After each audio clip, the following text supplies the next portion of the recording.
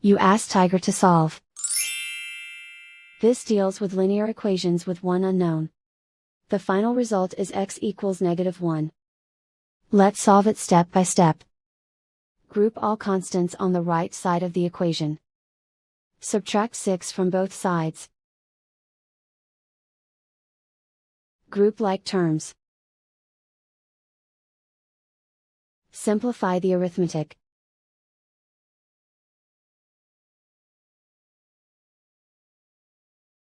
Isolate the x. Divide both sides by 11. Simplify the fraction.